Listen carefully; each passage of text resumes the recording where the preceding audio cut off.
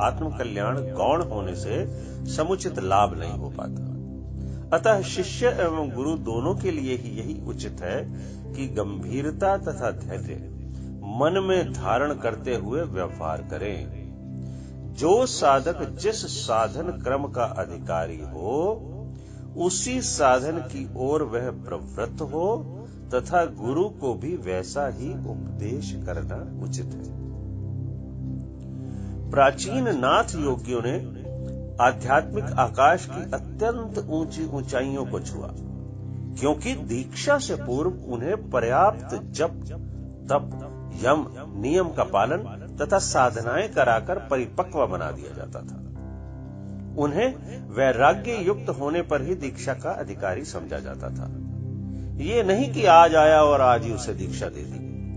पहले उन्हें तपाकर, समझाकर, सत्संग कराकर पूरी तरह तैयार कर दिया जाता था।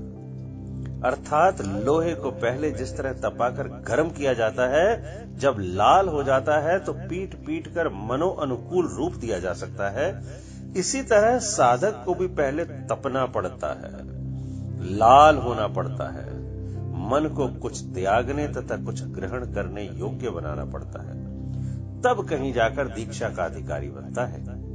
वर्तमान युग में तो गुरु ही शिष्य को कुछ तपाने की आवश्यकता समझते हैं और ना ही शिष्य ही तपना चाहते हैं।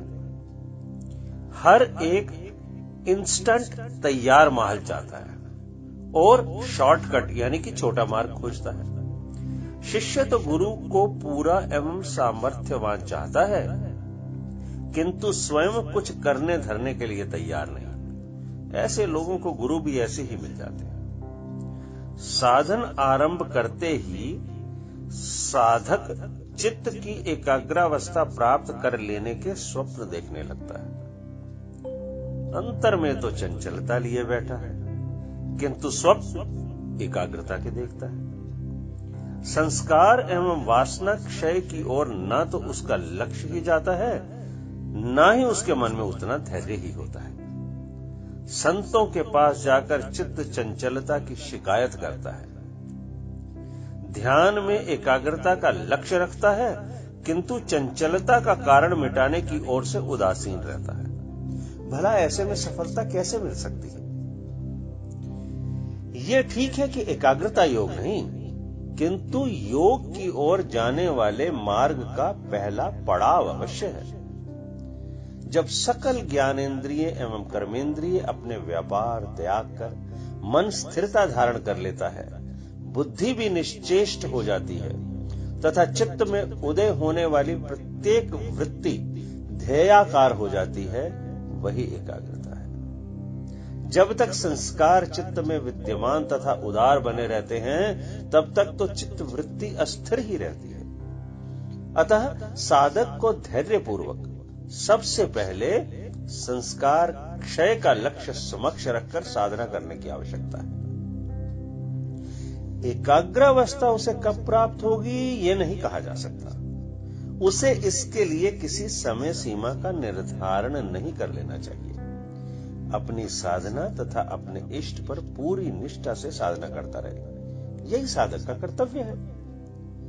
जिस मनुष्य के मन में शरीर पोषण एवं भोग वासना की इच्छा हो, यदि वह एकाग्रता के स्वप्न देखे तो ये तो उसी प्रकार है जैसे कोई मगरमच्छ को काट समझकर नदी पार करने का विचार करता हो। सामान्य संसारी जीवों का मन, वाणी एवं इंद्रियों के माध्यम से जगदाभिमुखी कार्यशील रहता है। इस अवस्था में वह बहुअग्री बनकर विषयों में भटकता फिरता है। ऐसे में तो चंचलता ही बनी रहेगी, एकाग्रता कहां? जब तक वाणी एवं इंद्रियां उलट क्रम से मन में लीन नहीं हो जाती, मन बुद्धि में विलीन नहीं हो जाता, समक्ष केवल एक ही ध्येय पदार्थ नहीं रह जाता, तब तक एकाग्रता कैसी है? इधर लक्ष्य नहीं देकर साधक बहिर्मुखी चंचल मन के साथ एकाग्रता प्राप्त करने की कामना करता है। इससे बड़ी भूल और क्या हो सकती है? इंद्रियों तथा मन को बाह्य विषयों को त्याग कर